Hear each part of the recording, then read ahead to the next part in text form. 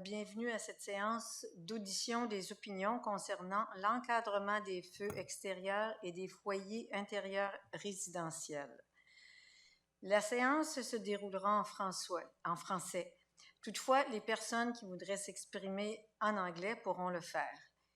This session will be conducted in French, but if you wish to address the Commission in English, you are welcome to do so.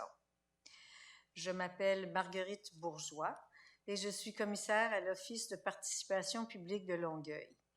La présidente de l'Office, Mme Julie Caron-Malenfant, m'a confié la présidence de cette commission.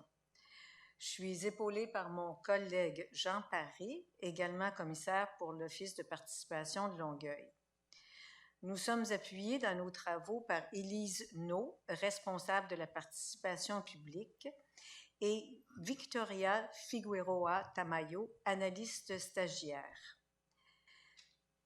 Les commissaires, tout comme les employés de l'Office, ne sont ni élus ni employés de la ville de Longueuil. L'Office de participation publique est une instance neutre et indépendante qui a pour mission de concevoir et mettre en œuvre des démarches de participation publique sur une variété de sujets d'intérêt pour la population de Longueuil. L'Office reçoit ses mandats du comité exécutif ou du conseil de ville.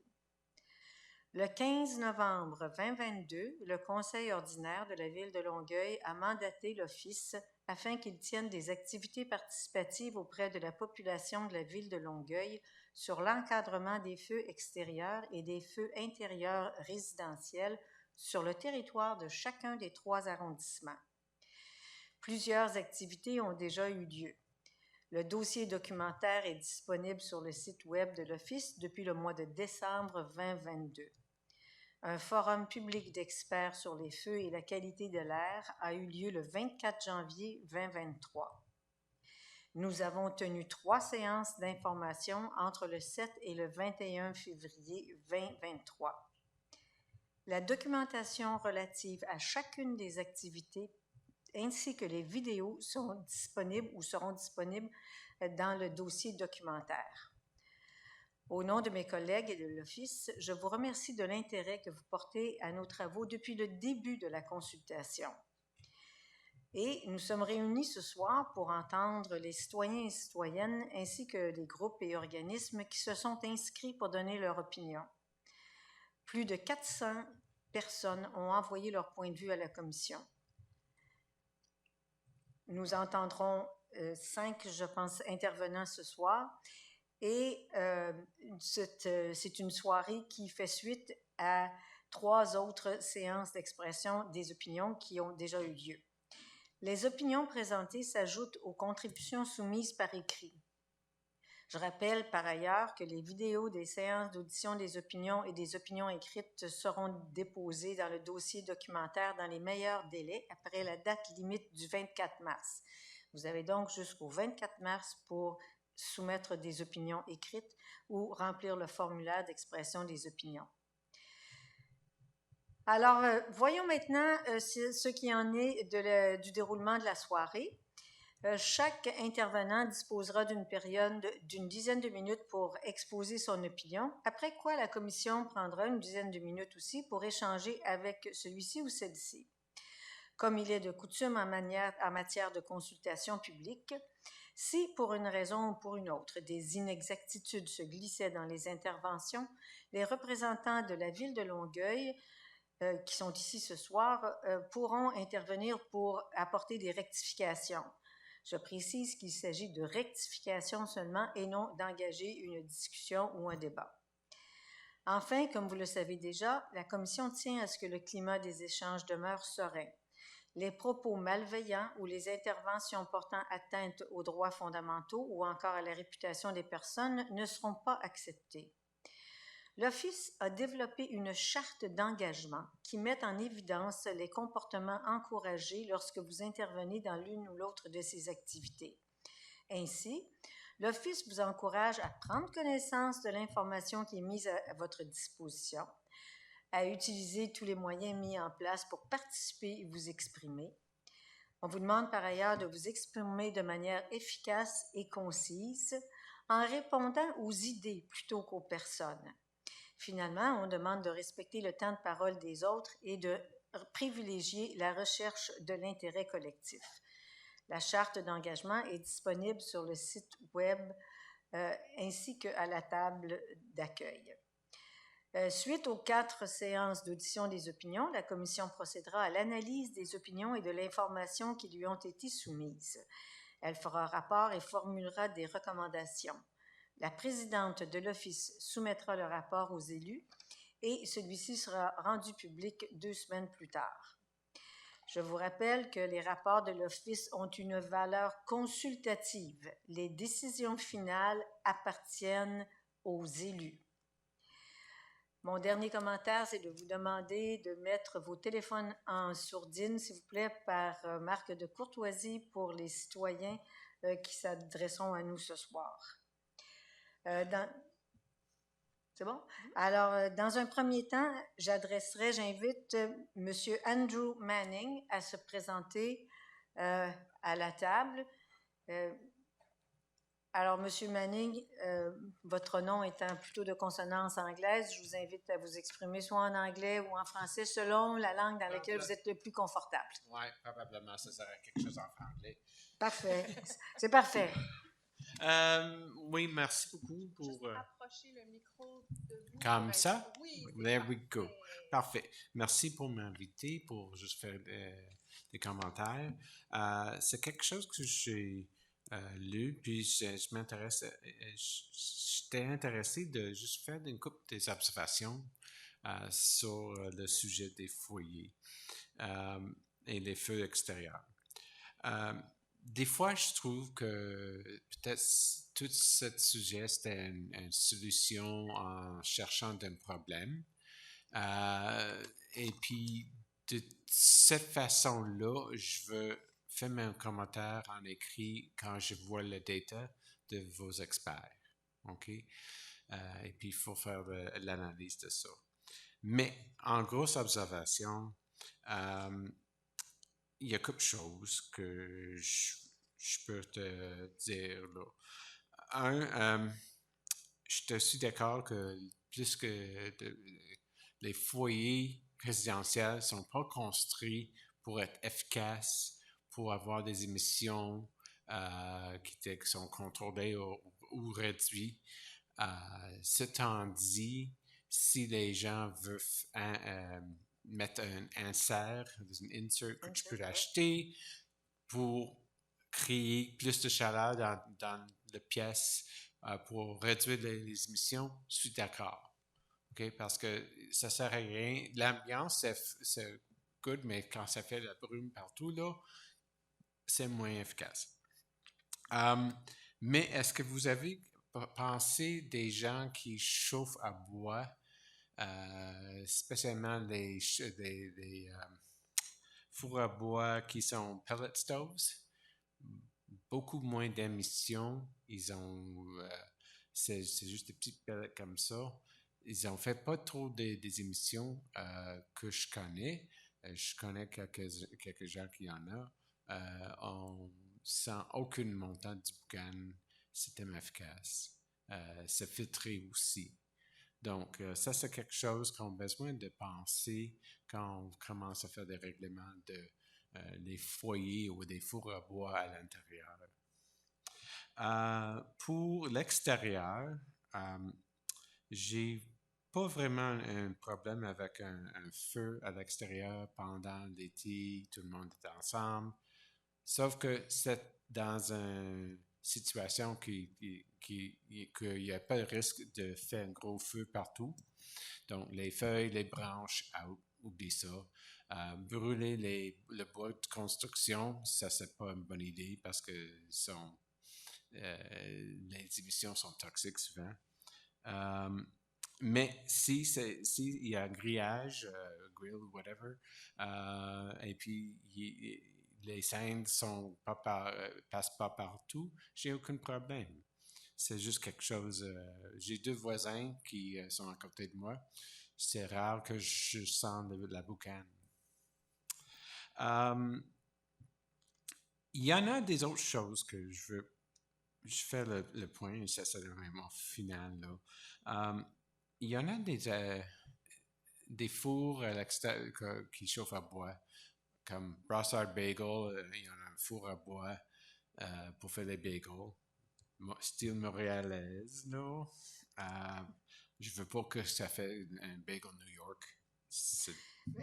Excusez, je vous interromps juste quand vous parlez de four à bagel. Est-ce que vous parlez d'une opération commerciale ou bien des fours qui sont adaptés par Pour des moi, cas résidentiels? oui, pour moi, je parle d'un four à pizza ou four à pain qui était chauffé par bois. Peux mettre mon pizza là-dedans, mon naan, n'importe quoi. C'est chauffé à bois. Mais c'est résidentiel. C'est résidentiel. OK, c'est OK? beau. OK, merci. Donc, et puis dans le même thème, peut-être je peux acheter des gens qui ont acheté un sauna Mhm, qui était chauffé par bois ou un bain tourbillon ou un hot tub mhm, chauffé mhm. à bois. Est-ce qu'il y a une exemption pour ça ou est-ce que c'est toute partie des feux d'extérieur? Right? Mhm. Même chose, un smoker, tout ça pour faire les charcuteries, toutes les affaires comme ça, est-ce qu'il y a une exemption pour ça? C'est pas comme on utilise ça tout le temps, mais c'est bon d'avoir l'expérience. Donc, enfin, c'est juste que la décision de juste interdire les feux d'extérieur et à l'intérieur, il y a probablement des autres façons qu'on peut réduire le nombre de particules dans l'air, dans une façon, mais c'est aussi finalement, je pense que c'est plus une solution qui t'en cherche d'un problème. La plupart. Merci beaucoup. Merci. Je vous demanderai de rester là. On n'arrêtera peut-être pas là. OK. On aurait des questions peut-être pour vous. Alors, je passerai la parole à mon co-commissaire qui aimerait peut-être pouvoir élaborer sur certains points. Oui, merci, Madame la Présidente. Monsieur Manning, je veux juste repasser avec vous sur les différents éléments.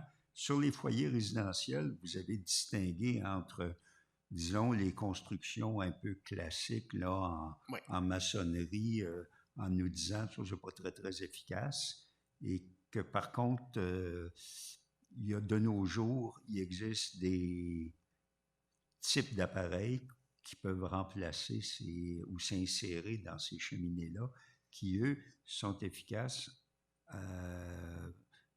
et brûlent le bois en émettant moins de particules. J'imagine que vous faites allusion à ceux dont on nous a parlé qui correspondent aux normes CSA ou EPA des États-Unis, avec des taux d'émission beaucoup plus bas. Oui. D'accord. Là, vous avez parlé aussi, si je comprends bien, d'appareils de chauffage principal. Donc, des gens qui pourraient se servent du bois comme appareil de chauffage principal. À ce moment-là, vous parliez notamment des foyers ou des systèmes avec des granules de bois. Bon. Votre avis là-dessus, est-ce que c'est quelque chose qu'on doit éventuellement considérer comme devant être autorisé? Oui, j'ai peur que le choix, c'est plus là pour une personne qui décide de faire ce type de chauffage. Mais on se souvient bien de tempête de glace. Et puis, quand on reste presque 100% sur Hydro-Québec, et puis il n'y a pas une autre façon de chauffer ou une autre source, ça risque de faire quelque chose extrême comme résultat. Donc, je veux savoir que la chance est là pour les gens d'avoir le droit de chauffer par un autre paramètre avec des particules faibles, mais en utilisant le bois chauffé avec le bois dans cette façon-là, dans le petit pellet. D'accord. Donc, peut-être en répondant aux mêmes normes d'émission faibles ou contrôlées. Oui. OK. Okay. Là, je trouve ça intéressant. Vous avez parlé de cas un petit peu plus exceptionnels, comme quelqu'un qui s'installerait un sauna au four à bois, chauffé par le bois, ou quelqu'un qui aime tellement les pizzas qu'au lieu d'aller à la pizzeria, il décide déciderait d'en faire chez lui. Est-ce qu'à votre avis, il faudrait aussi donner des normes d'émission pour ces appareils-là?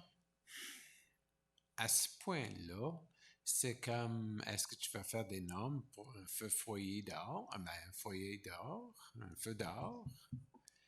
C'est à peu près la même affaire.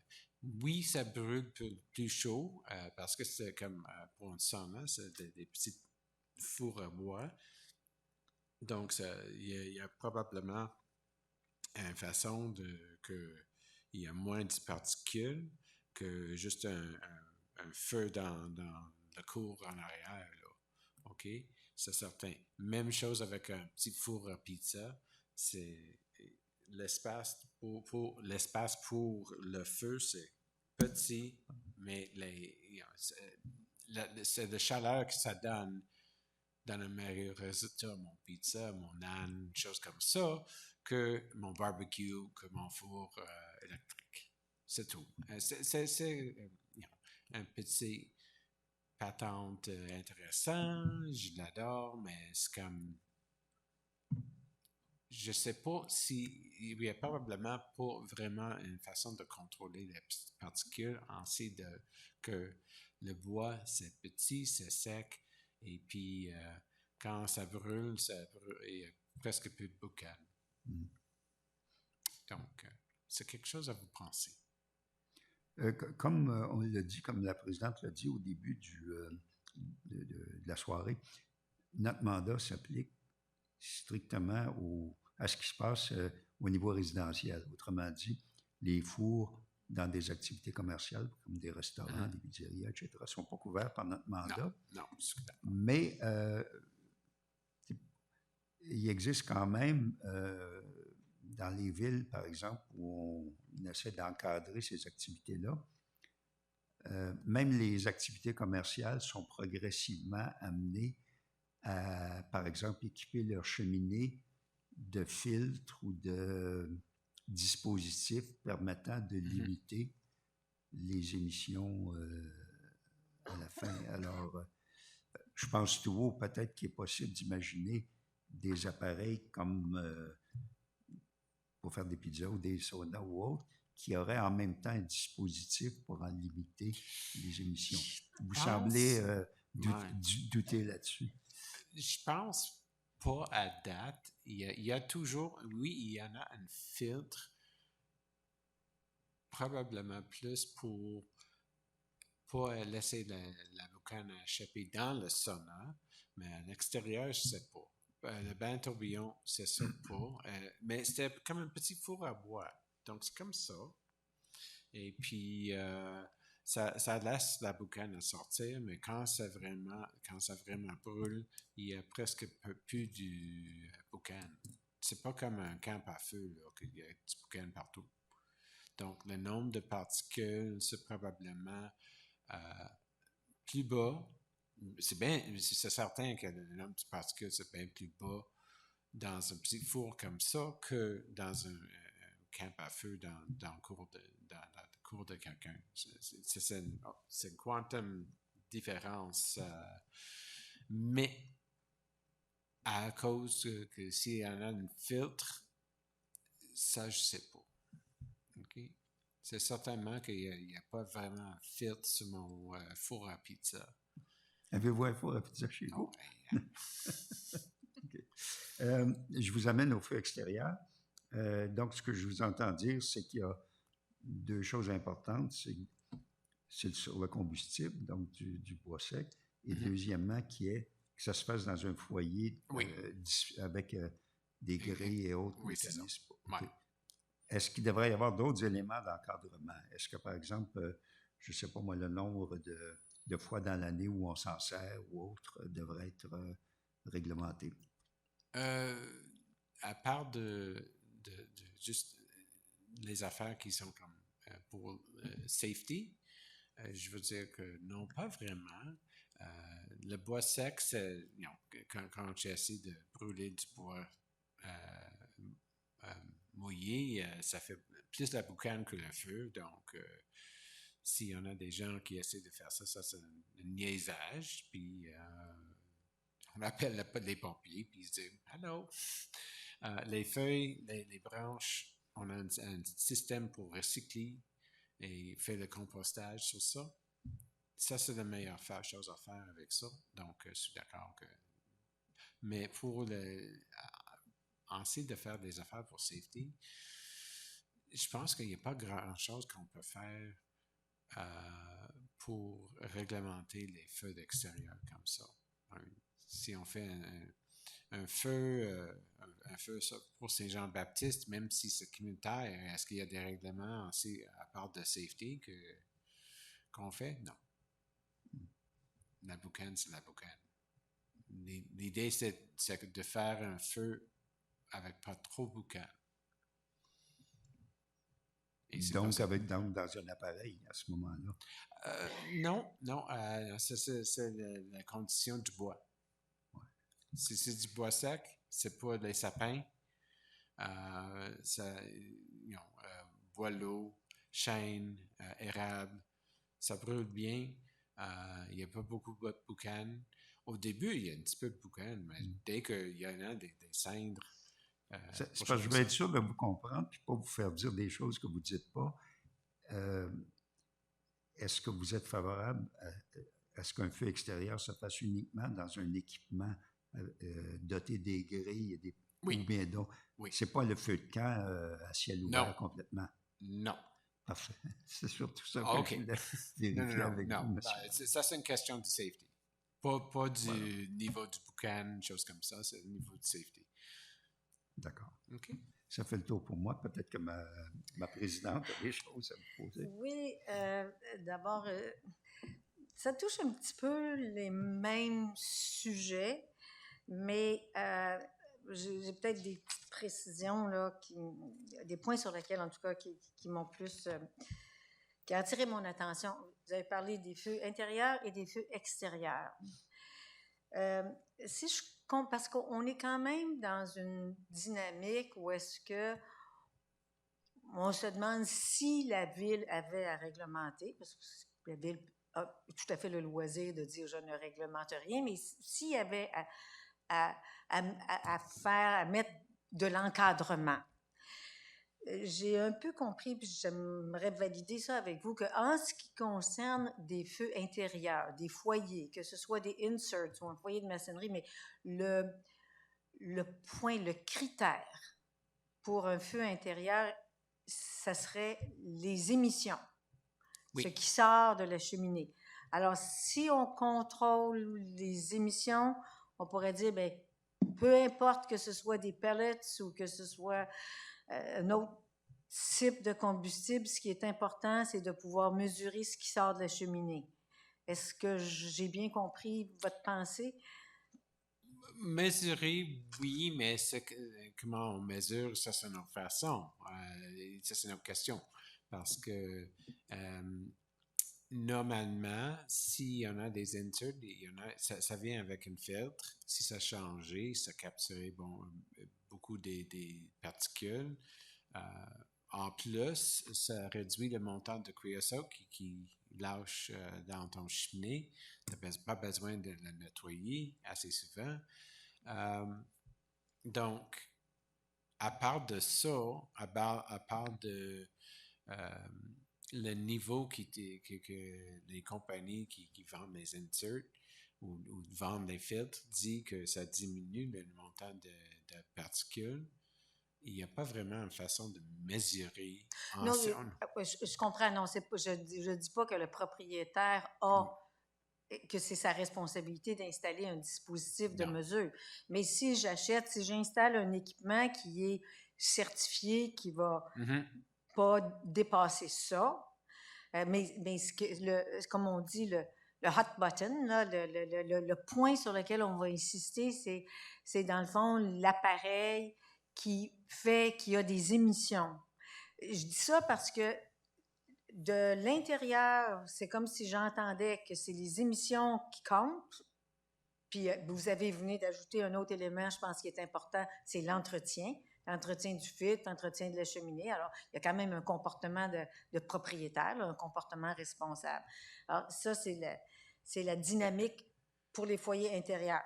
Tandis que pour les foyers extérieurs, si on avait à circonscrire, c'est peut-être pas tant les émissions que là, on regarderait les équipements. Quel type d'équipement? Un foyer, comme disait mon collègue, un foyer qui est un foyer extérieur qui est aux normes, une, une cage à feu, si on veut. Mais maintenant, quand vous avez parlé de sauna, vous avez parlé de votre four à pizza, votre n'importe quoi, est-ce que vous avez une idée, puis vous n'êtes pas obligé de répondre, là, mais à votre connaissance, voyons, excusez. Oui, à votre connaissance, est-ce qu'il y a une mesure qui pourrait être pertinente? S'entend, est-ce qu'on pourrait dire, ben, dans le fond, si on avait un âtre, un creuset de 12 pouces, 18 pouces, 24 pouces ou moins, là, c'est plus susceptible d'avoir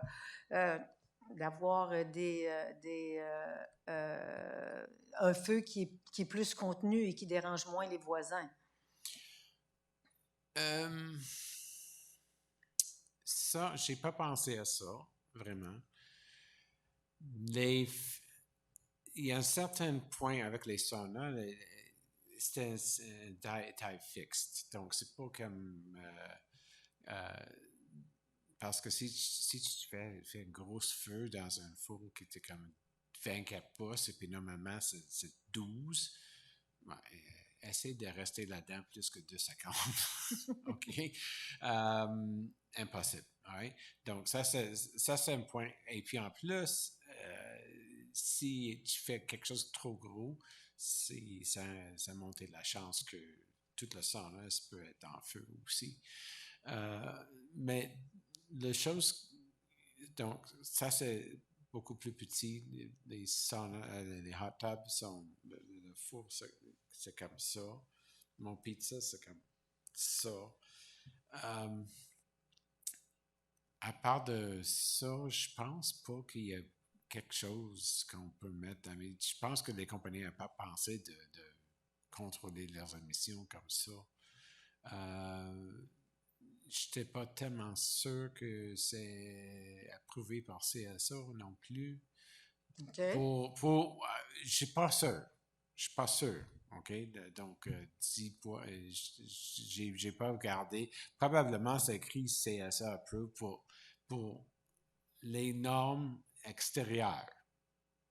Et puis, il faut pour la fonction qui était appropriée pour une sauna, pour un hot tub, pour un four à bois. Mais, je veux dire que à part de ça, à part des mêmes normes pour un four à bois à l'intérieur, ils ne sont pas pareils, c'est sûr. Non, c'est sûr que c'est pas pareil. Mais c'est que, dans le fond, on aurait, à l'intérieur, tu as une norme qui garantit que normalement, l'appareil, s'il est bien entretenu, les émissions ne dépasseront pas tant. À l'extérieur, on ne sait peut-être pas c'est quoi l'objectif, mais tu as des normes, c'est CSA approved ou c'est je ne sais quoi. C'est une norme que la ville ou que celui qui passe le règlement pourrait dire, ben tel type, où il y aurait moyen de dire, il y a soit un four à pizza de telle grosseur, c'est OK, mais rendu à telle grosseur, c'est trop. C'est parce qu'il faudrait trouver une façon d'identifier lequel est correct puis lequel n'est pas correct. OK. Non, je suis d'accord. Ça, je n'ai pas vraiment une réponse pour vous autres à ce point-là, parce que pour moi, c'est comme une petite affaire comme ça. Okay? Normalement, tous les petits fours à bois pour pizza sont comme pour une pizza à 12 à 18 pouces, that's it. Et puis, la façon que je fasse ça, c'est comme j'ai un bon... c'est pas comme j'ai mis ça sur mon deck, sur le bois, tout ça. Il y a un bon tapis inflammable. Je veux dire que s'il y en a des zincs qui tombent là-dessus, ça crée pas donc, dans cette circonstance-là, tu peux faire des règlements que ça devrait, la condition d'usage d'un petit four à pizza ou un sauna, whatever, c'est interposé sur quelque chose qui était inflammable. Oui, je comprends. Là. Ouais. Ignifuge, en tout cas. Ah, OK, c'est ça. OK. Donc, ça c'est une question de safety, mais c'est pas relié à les particules. Okay. Et également, c'est parce que j'imagine que ça, quand le fabricant vend l'appareil, il doit avoir un petit peu des indications. Mais ça donne quand même une piste, que pour l'extérieur, on regarde l'équipement, pour l'intérieur... Okay. C'est la même chose que si tu veux installer un banc tourbillon, tu as besoin de faire... tu mets des patio stones pour avoir une bonne fondation, que ça type, c'est équilibré, c'est stable. Les choses comme ça. Donc, c'est juste la même affaire, c'est juste que tu as besoin de penser qu'autour où il y a du feu, peut-être tu peux dire, on a besoin de plus d'espace qui ne sont pas à côté d'une construction d'une maison. Oui, mais ça, c'est le règlement de zonage qui... Oui, c'est ça. Parce que là, ça parle plus des gros barbecues et des choses comme ça. Là, vous êtes en train... Parce qu'on a abordé le sujet qui n'a pas été traité, je pense, beaucoup ici, le petit appareil, mais qui est quand même... qui utilise le bois comme combustible. C'est ça. Alors, il faut savoir comment on réagit par rapport à ça. Ma dernière question, M. Manning, c'est, vous avez semblé dire, vous avez indiqué que vous viviez en bon voisinage avec des voisins qui, eux, faisaient des feux de bois dans leur cour, sans doute des bonnes installations correctes. Est-ce que je peux vous demander, vous êtes à quelle distance et que vous considérez que vous ne sentez pas le feu du voisin? Pour moi, c'est comme... un de mes voisins, c'était comme à peu près 25-30 pieds. OK. Donc, c'est sur mon deck. Ils sont comme 25-30 pieds au milieu de leur cour.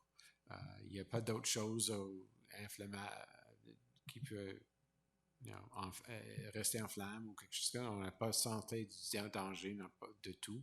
Ils sont responsables. Et puis, je ne sens pas la boucane. Évidemment, dans toutes les conditions de vent, vous trouvez que vous n'êtes pas incommodé. Je suis je suis à l'est de mon voisin. Donc, okay. le vent ambiant, là, ça passe chez moi. Je sens aucune boucane. Peut-être au début, quand ça commence, ça c'est normal.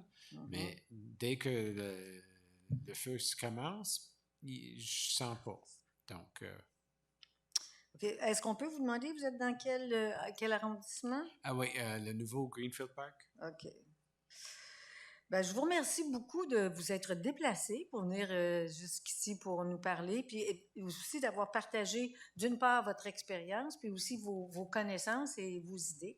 Ça va vraiment éclairer les travaux de la commission. Merci. Merci. Bonne fin de soirée, M. Manning.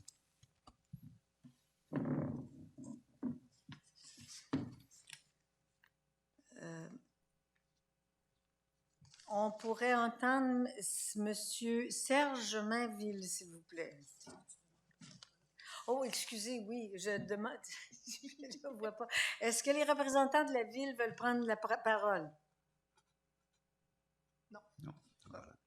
OK. Alors, cela étant, j'inviterai M. Serge Mainville à prendre la parole.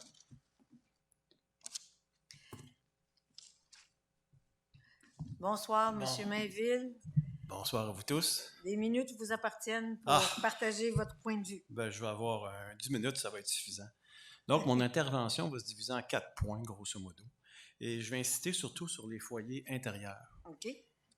Les foyers extérieurs de Revit, je peux vous dire, j'ai un peu la même philosophie que le monsieur qui est passé avant. Donc, ça prend quelque chose avec un grillage, tout ça, puis une norme, un minimal, mais pas de feu de camp comme on fait là, le long de la grève ou le long de la mer.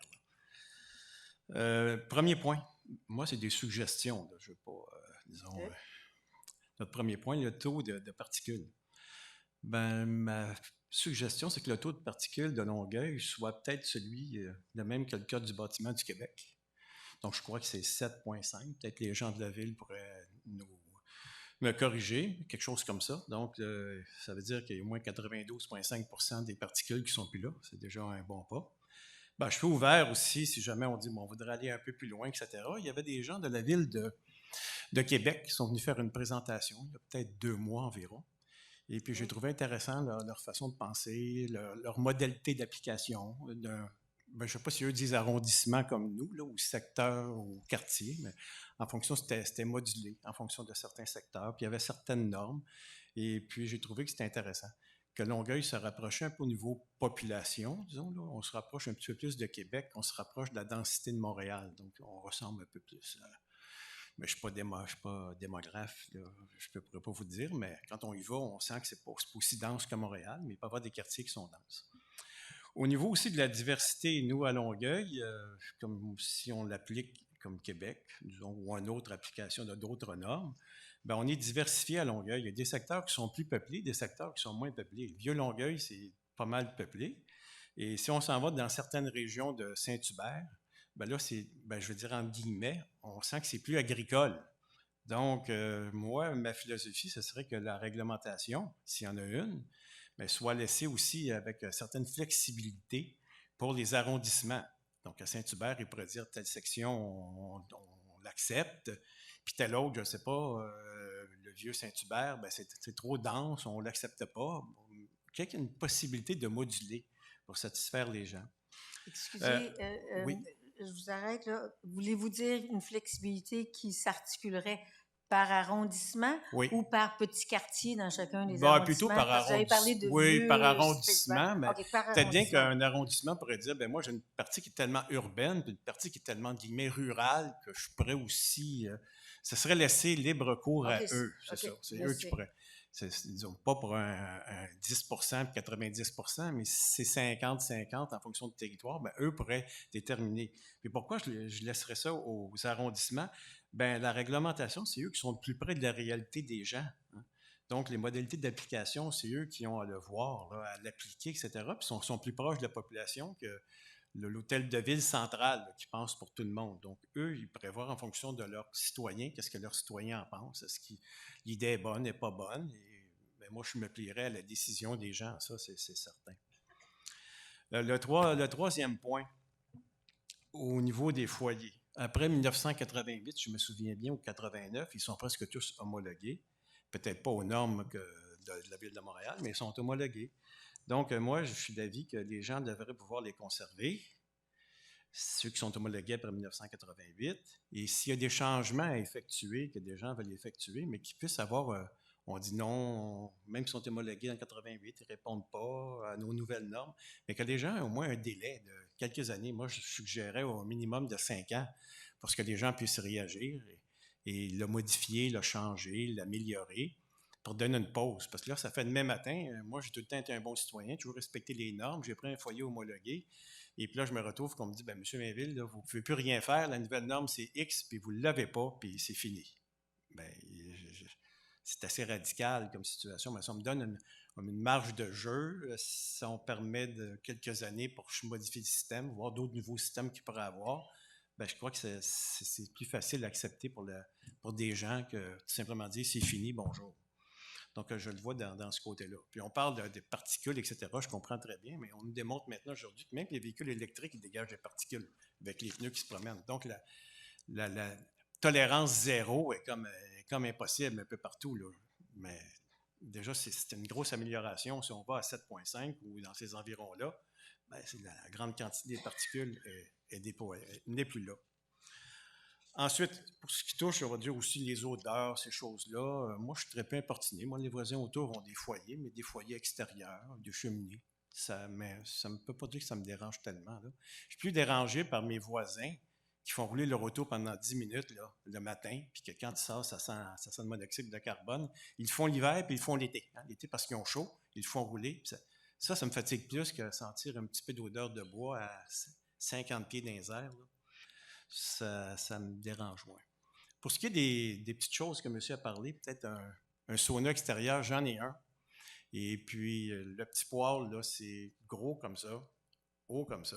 On ne met pas des grosses bûches là-dedans. Il faut tailler notre petit bois, le partir, ça prend 10 minutes, ça chauffe pendant une demi-heure, puis après, c'est fini. Puis quand tu regardes par la cheminée, il n'y a pas de fumée, entre guillemets, c'est de la chaleur qui sort. C'est à peu près ça, là. Donc, ces choses-là, s'il faut les enlever aussi, là, on devient vraiment Quand vous dites difficile. la cheminée, juste pour être sûr, là, c'est la cheminée de l'installation sonore. Ça sort Oui, pas. non, non. OK. Il y a le petit poêle à l'intérieur qui est homologué. Moi, est OK. homologué, CSA homologué. OK. Et puis, on a un petit four, là, c'est tout petit. On met un peu de bois à l'intérieur. Ça pourrait être, je pense, même des briquettes. Puis, tu mets ça chauffe. Il y a une petite cheminée qui est conforme. Et puis, il n'y a pas de fumée qui sort. C'est juste de la chaleur. On voit juste de la chaleur. Vous voyez, des fois, là, on voit la chaleur ça bouge. C'est à peu près juste ça, grosso modo. Bon, puis j'ai à peu près fait le tour. Il y aurait peut-être, pour les consultations ultérieures, j'ai trouvé bizarre, là, en terminant, je voulais faire remarquer aux gens que quand on reçoit de l'information, j'ai M. Manning qui est ici et moi qui est ici, on reçoit ça comme l'office de participation, un reminder, c'est en anglais, une partie en anglais, « Hi, Serge Mainville, this is a friendly reminder ». Je trouve ça bizarre, là. Pas qu'il y en a en anglais, mais qu'il y a un bouton en anglais, puis les gens pèsent en anglais, ils veulent, c'est très bien. Puis l'autre veut un bouton en français, il pèse, c'est très bien. Mais location, après ça, un petit bout en français. Ensuite, on a Your answer. Avez-vous une question, une opinion? Make change to this event. Reschedule. Cancel. Mais je me dis, si tu le veux en français, tu le veux en français. Si tu le veux en anglais, tu le veux en anglais. Là, ça devient bizarre, là. Surtout pour une ville comme Longueuil. Je ne sais pas si on avait... Ça fait, on parle en anglais, on parle en français, on fait un choix, là. Même à commission Charbonneau, là, quand je l'écoutais, elle disait aux gens, vous parlez en français ou vous parlez en anglais, parce que les interprètes, ils ne se comprenaient plus. Là. Le gars parlait un bout en français, un bout en anglais. Eux, c'est la même chose. J'ai trouvé ça bizarre. Là, on peut me dire, ben là, le site est fait comme ça. Ben, qu'il change de site ou qu'il le voir ailleurs, parce que il me semble que c'est pas respectueux des citoyens, ni anglophones, ni francophones. Là.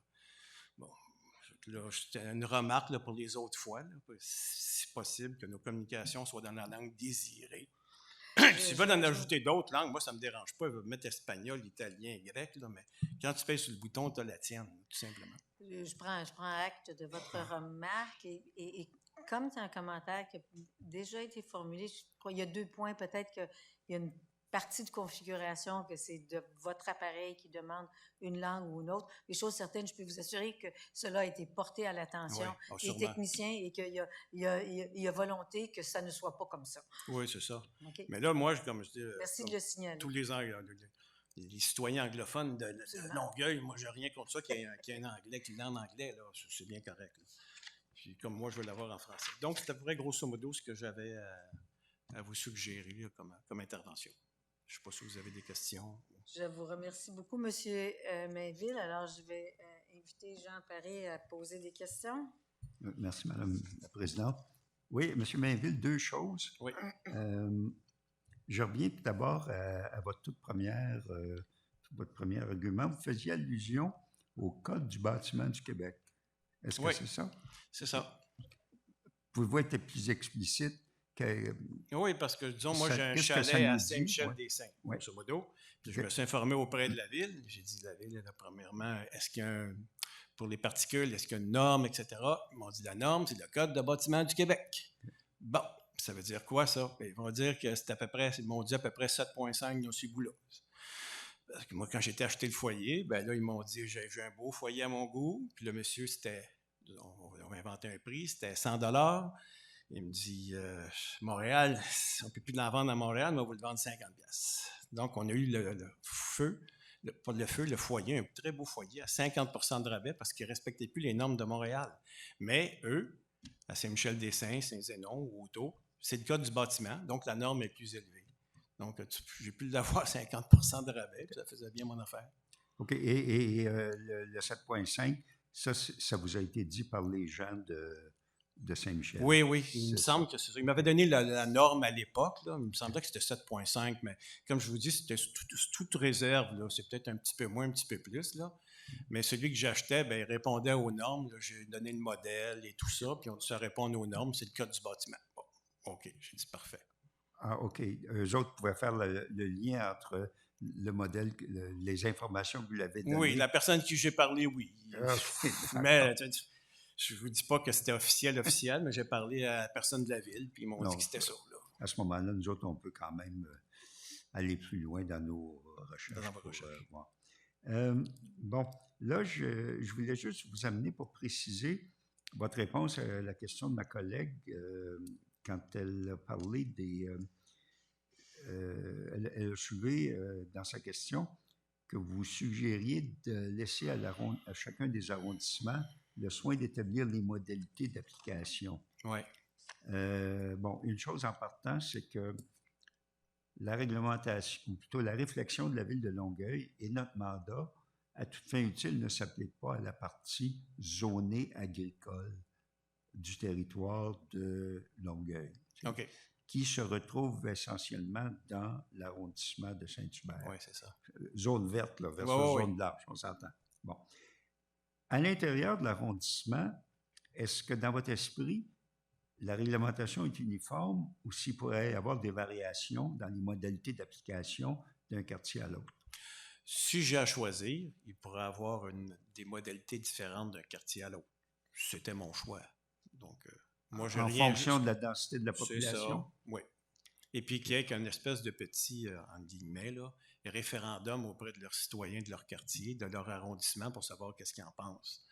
Si 98% des gens n'en veulent pas, c'est assez clair. C'est 50-50, c'est moins clair. Donc, ce serait aux élus à décider de l'arrondissement qu'est-ce qu'ils font. Donc, moi, c'est une responsabilité que je leur remettrais à eux de prendre une décision en fonction de le commettant. Okay. Et quand vous avez, finalement, dans le point suivant, vous avez parlé vous avez référé à l'année 1988 oui. pour l'homologation,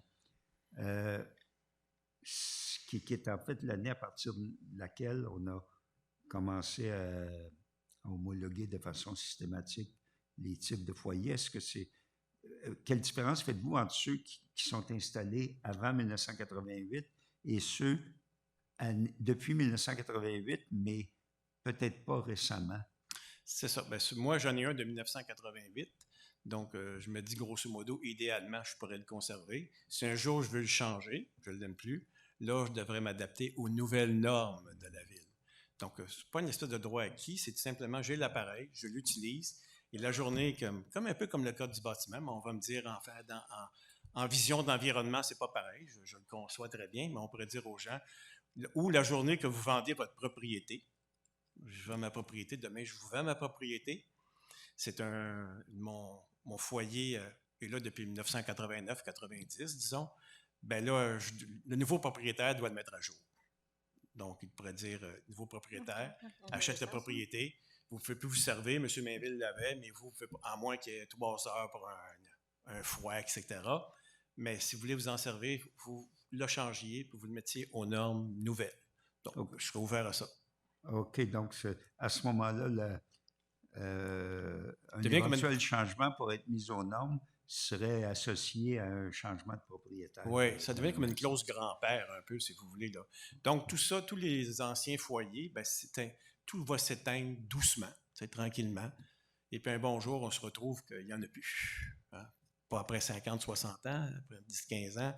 Les maisons se vendent assez rapidement. Là, dans le coin où je suis, là, le nouveau propriétaire, ben, il met un poêle au gaz ou il fait autre chose, puis c'est réglé. Oui, mais je vous ai entendu dire aussi que si jamais la ville ou une autre autorité décidait d'aller plus vite, vous diriez, ben, mettons, 5 ans, ça pourrait être... Oui, parce que je ne peux pas m'opposer à ce que la ville va faire. Disons, si elle décrète ceci, la ville, ben, c'est comme un plan B. Là. Ben, OK, je ne sais pas ce que je vous ai suggéré en premier. La ville veut X normes.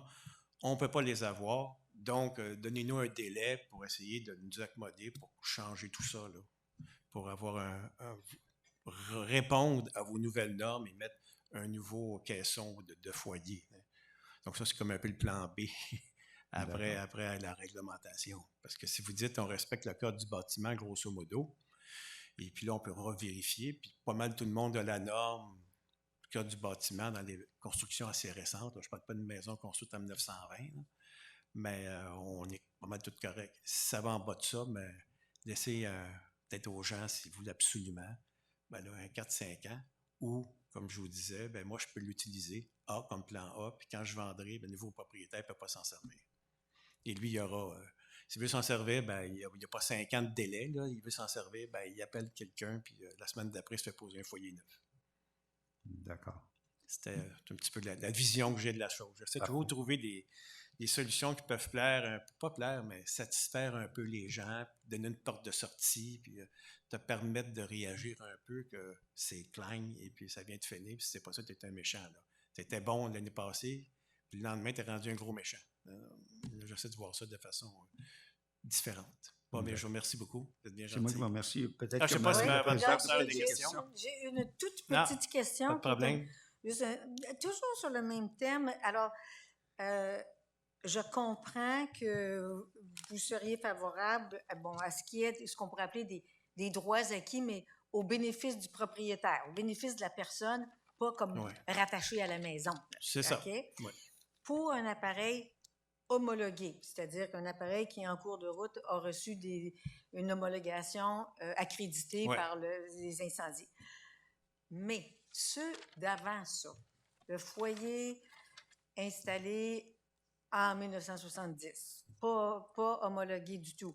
J'aimerais juste vous entendre dire que c'est quoi votre point de vue par rapport à une éventuelle réglementation qui pourrait dire, bien là, si la personne n'est pas capable de faire la démonstration que les émanations sont en dessous du seuil, bien là...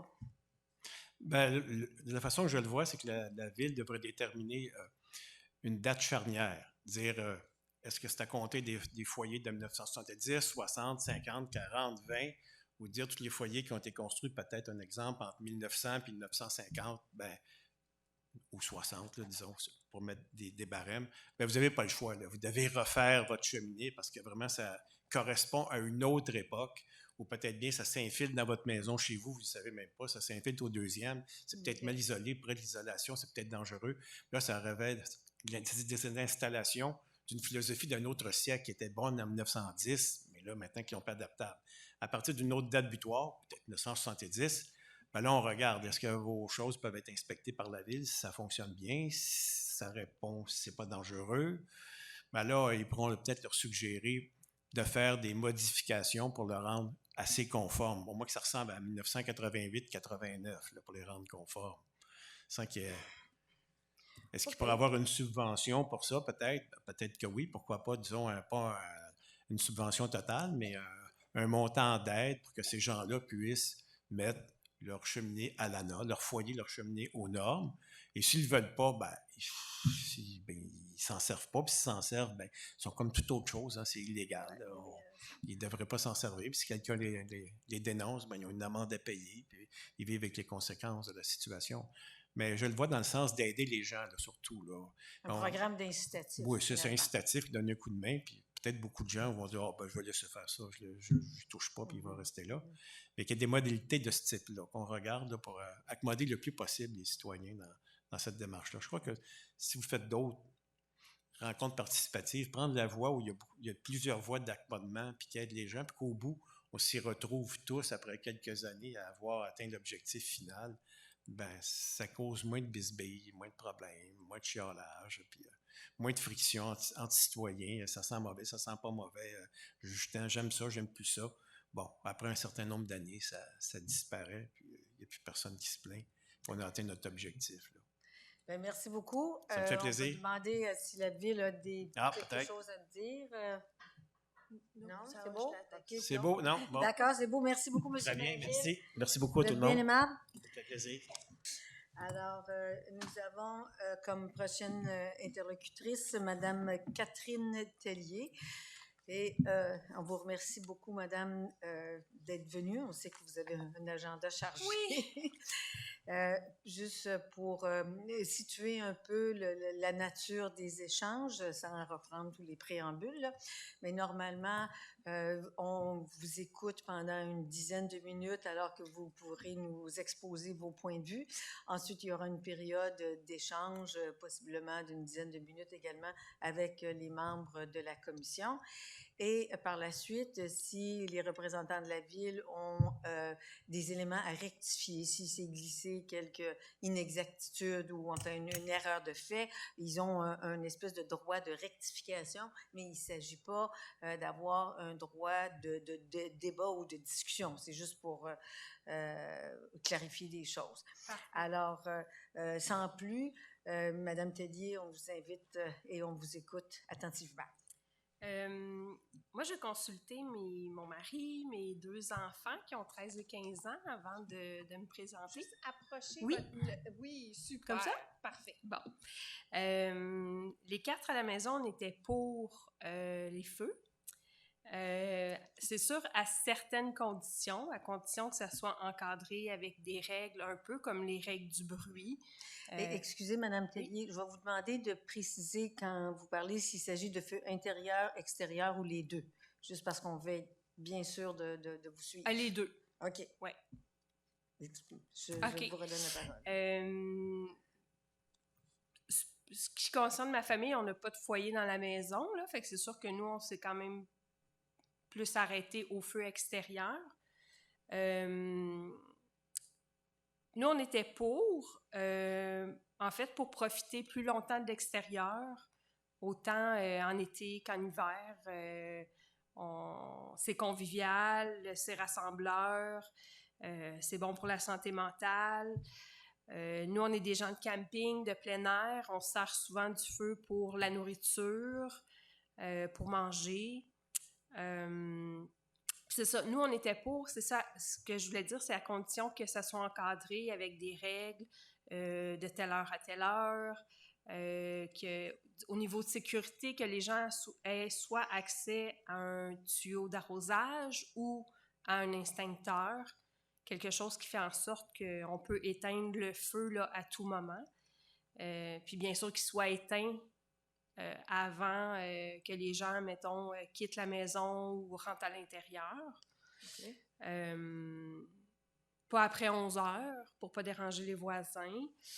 Que ça serve aussi à brûler du bois et non ces déchets, ces feuilles mortes, que la fumée s'en aille pas en nuages blancs chez les voisins parce qu'on brûle du plastique ou autre chose que du bois sec. C'est ça. Puis que ça ne sert pas à brûler ces déchets. OK. Alors, c'était ça. Ça a fait le tour. Bon, ben je vous remercie. C'est très articulé. C'est certainement une démarche qui a donné l'occasion dans la famille une belle discussion qui en soi a dû pouvoir vous rapprocher un peu. Oui, exactement. Échange, parce que vous avez quand même une énumération assez exhaustive. Je vais inviter mon co-commissaire Jean Paré à vous poser des questions s'il y en a. Oui, bien, quelques points. Je veux quand même revenir sur certaines choses que vous avez dites, Mme Tellier. Bon, vous m'avez dit que vous n'avez pas de foyer chez vous, mais je vous ramène quand même, peut-être avez-vous une réflexion sur les foyers résidentiels. C'est-à-dire que Longueuil est une ville où il y a des maisons quand même qui remontent à fort longtemps, oui. D'autres plus récentes et ainsi de suite. Avez-vous une opinion sur une forme d'encadrement des foyers résidentiels? Ben moi, j'en ai des voisins qui ont des foyers puis qui les utilisent presque à tous les jours pendant l'hiver. Puis c'est pas quelque chose qui me dérange. Je trouve que même ça sent bon. Je sais qu'au niveau de l'atmosphère, de la pollution, c'est pas tout le temps super parce que à cause du smog, tout ça. Mais s'il peut y avoir des sortes de foyers qui seraient, exemple, moins polluants, je serais pour ça. Autrement, OK, qui soient normés, soumis à des normes. Oui, ou des exactement. Choses comme ça. D'accord. Bon, alors sur les feux extérieurs, puisque vous semblez plus... est-ce que, quand vous dites que vous vous servez de feux extérieurs, même pour la cuisson, oui.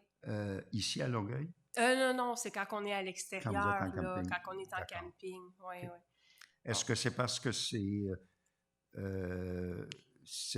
moins commode ou si vous considérez que ce sera un usage excessif du feu extérieur que de vous en servir pour cuire des aliments en ville? Ah non, moi je trouve que c'est une bonne façon de faire cuire la nourriture, de le faire sur le feu de bois, là. D'accord. C'est pas une façon excessive, puis c'est pas quelque chose que je pense que les gens feraient à tous les jours, là. Ça serait peut-être plus réservé à des fins de semaine, quand on a de la visite, des choses comme ça, là. Je pense pas que ça déborderait à tous les jours. Puis au niveau de l'encadrement, c'est vrai, ce que j'ai pas dit, là, j'avais oublié de le noter, c'est que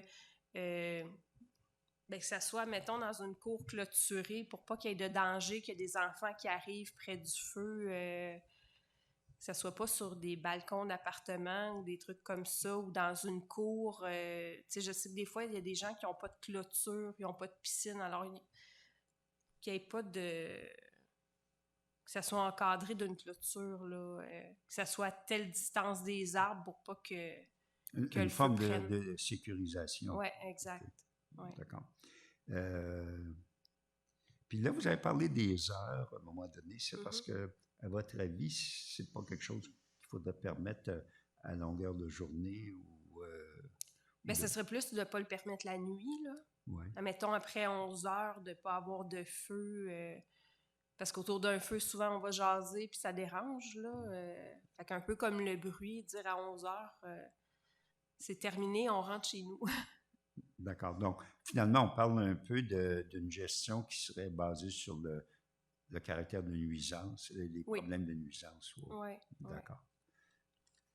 Ça fait le tour de mes questions, Madame la Présidente. Merci beaucoup. Je vais peut-être un petit peu continuer sur la même veine. D'abord, est-ce que je peux vous demander dans quel arrondissement vous habitez? Je suis dans Vieux-Longueuil, dans le quartier Fatima, près du tunnel. OK. Donc, dans votre quartier, si je comprends bien, en ce moment, c'est interdit à l'extérieur, les feux. Oui. OK. Donc, OK, ce que essentiellement, votre point de vue, c'est que la ville devrait les permettre, Oui. alors qu'ils sont présentement interdits. Est-ce que vous avez eu connaissance de voisins qui faisaient des feux quand même? Est-ce que... Oui. c'est une occurrence. Et est-ce que vous avez envie de partager avec nous les expériences que vous avez vécues à date? Mes voisins... Bon, je peux les nommer. Mes voisins en arrière, ils en ont fait un feu l'année dernière. C'était la fête d'un enfant. Il y avait de la visite. Puis, ils nous avaient avisé qu'il allait avoir de la visite, tout ça. Puis, nous, on leur avait dit, ça ne nous dérange pas, là. Je leur avais jamais parlé, je les avais jamais entendus. Puis, ils ont fait un feu. C'était super tranquille. J'étais pas emboucanée. Mais il y a un voisin qui a quand même appelé. Les pompiers sont arrivés. Ils ont donné un avertissement. Les enfants étaient super déçus. Je me disais, c'est une fête d'enfants, là, c'est pas... ils mettent pas de la musique jusqu'à 4 heures du matin, ça buvait pas de la bière à crier, puis tout ça, là. Pour moi, c'était pas nuisible, là. OK, ça, c'était pas dérangeant. Non. Alors, par contre, il y a d'autres types d'équipements qui peuvent peut-être être permis, je sais pas moi, des barbecues, des fumoirs, des choses comme ça. Est-ce que vous avez parce que vous êtes dans un quartier très paisible, est-ce que vous avez des expériences à partager à ce niveau-là? Soit que des choses que vous avez trouvées soit agréables, ça s'est bien passé, ou bien des choses qui ne se sont pas bien passées? Moi, j'ai moi-même un barbecue au charbon, mon voisin à côté aussi, puis c'est quelque chose qu'on fait quand même régulièrement l'été. Mm-hmm. Je sais même pas si c'est interdit ou pas, là, honnêtement, mais... Non, écoute, on parlera pas de ça. On va faire, mais non, moi, ça me dérange pas. Ouais. Ça me dérange pas du tout. Même que je trouve que ça sent bon. Puis c'est parce que mon voisin avait un barbecue au charbon qu'on s'en est acheté un, en fait. OK. Ouais. OK. Donc, puis, non, je ne veux pas vous faire spéculer, évidemment, sur ce qui pourrait être les opinions des gens, s'il y aurait de la résistance, des choses comme ça, s'il y avait un changement dans la réglementation.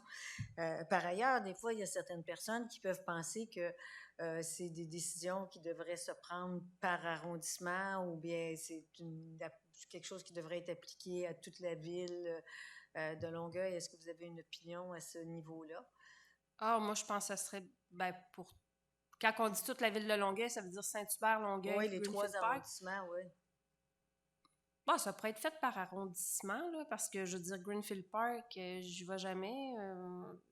C'est pas une ville que je connais, fait que je sais pas c'est quoi leur zonage. Ou comme dans mon quartier, c'est moitié maison, moitié appartement, là. Mais pour les autres villes, je pourrais pas dire. Ben, les autres arrondissements, désolé. Alors, quand vous avez donné vous avez donné énuméré, évidemment, après une belle réflexion, là, des éléments comme avant 11 heures, juste au bois, pas brûler d'autres choses, pas de déchets, d'avoir une présence, de la supervision, etc. Vous êtes quand même dans un quartier qui est un petit peu plus densément peuplé. Oui. Est-ce que vous pensez puis vous avez aussi des résidences qui sont multifamiliales, Oui. puis il y a des résidences unifamiliales. Oui. Voyez-vous une différence ou pensez-vous qu'il y a quelque chose qui devrait être pris en compte à ce niveau-là? Puis je veux pas vous faire dire des choses. Non, mais moi, j'essaie juste d'explorer avec vous. Je suis propriétaire de ma maison, la maison à côté, puis d'un triplex. On a les 3 immeubles. Puis c'est certain que pour mes locataires qui habitent dans le triplex, ça serait peut-être plus nuisible dans le sens qu'il y a quand même 3 familles qui habitent là. Il y a des jeunes, très jeunes enfants. Là, à ce moment-là, ça pourrait déranger plus que mon autre maison qui est à côté avec mes locataires qui sont toutes seules dans leur cour, qui est clôturée. Je pense que c'est peut-être plus au niveau des multilogements que ça pourrait causer problème. Plus au niveau que ça de se la traduit aussi par de la nuisance. surveillance, une obligation de surveillance, d'avoir toujours un adulte autour. Ben, quelque c'est chose ça, comme parce que je veux dire, comment c'est fait mon triplex, il y a un balcon à l'arrière avec des escaliers pour sortir. Fait que là, c'est vraiment accessible à tout le monde. Ça serait peut-être moins sécuritaire à ce moment-là. OK. Tandis que moi, dans ma cour, admettons, c'est tout clôturé, j'ai une piscine. Il n'y a pas des enfants des voisins qui vont venir dans ma cour, là, ils ne peuvent pas rentrer. Là, tandis qu'au triplex, ben, c'est pas pareil. Là. Je sais que j'avais des locataires qui avaient mis une petite piscine, puis je l'ai fait enlever, j'ai fait venir la ville parce que je trouvais que c'était pas... était un peu plus que 2 pieds de haut, puis j'ai dit... Le petit bébé d'en haut, s'il descend, il se sauve, il peut se noyer, là, c'est pas... Oui, exactement. C'est pour pareil ça pour qu'on les essaie feux. d'explorer, de tenir compte des éléments de densité, de population. Mais si, dans le fond, on peut-tu s'entendre que, dans le fond, vous reconnaissez qu'il y a peut-être une petite problématique, quelque chose à regarder pour le cas des cours qui sont multifamiliales, des choses comme ça, parce c'est que certain. c'est quelque chose à prendre en compte à ceux qui auront à prendre des décisions qui s'imposent. Soit fermer les balcons avec des clôtures pour empêcher les enfants de descendre ou... Mais oui, il faudrait clôturer le feu. Oui, ou clôturer le feu. S'organiser. Ça serait plus dans les cours privées et non les cours communes. Là. Comme moi, ma cour, elle est commune. Il y a des lockers pour tous les locataires à l'arrière. OK. Puis vous voyez ça plus dans un angle de protection quand il y a des enfants. Oui. OK. Plus que des questions de nuisance ou de boucan ou de choses comme ça. Ben, ça peut être la boucane aussi. Là. Comme moi, c'est un vieil immeuble. Ils n'ont pas d'air climatisé central. Là. C'est sûr que les fenêtres sont ouvertes l'été. Là. Fait que aussi, pour la nuisance, si c'est les gens qui habitent en bas qui font le feu puis que la fumée monte en haut, c'est pas agréable. Là. OK. Juste pour continuer sur cette question-là, est-ce qu'à votre avis, à ce moment-là, c'est quelque chose qui devrait être encadré de façon explicite dans la réglementation ou si vous vous dites ça devient une question juste de gros bon sens ou de jugement ou de décider de faire un feu ou non dans des conditions comme ça? Peut-être plus du gros bon sens du propriétaire, là, s'il peut s'assurer que c'est...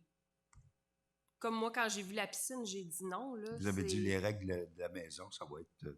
Il n'y a pas de piscine de plus de 2 pieds de hauteur dans ma cour à cause qu'il y avait des familles puis que c'était n'importe qui. Même avec l'inspecteur de la ville, on est rentré dans la cour Puis elle dit non, OK, ça n'a pas de sens, là. N'importe qui pouvait rentrer ou descendre du deuxième, puis avoir accès, là. Fait que c'est un peu la même chose pour les feux, là. S'il n'y a pas de clôture, s'il n'y a pas de barrière... OK. Mais moi, je pense que vos réponses sont claires. Et puis, je vous remercie de parler finalement au nom de vous-même et des vôtres. Oui. Comme je disais tantôt, on reconnaît que vous avez une démarche réfléchie et certainement très, très responsable. Alors, merci encore. Mais merci beaucoup de vous m'avoir être déplacé. attendu. On va voir si la ville a des choses à dire. Je pense pas, non? OK. Donc, merci beaucoup, Mme Tellier. Ben, ça fait plaisir. Vous avez été généreuse et merci de votre participation. Merci. Bonne soirée. Alors, c'est notre dernière intervenante et c'est ce qui met fin non seulement à la séance d'aujourd'hui, mais c'est ce qui met fin à la série des séances d'audition des opinions.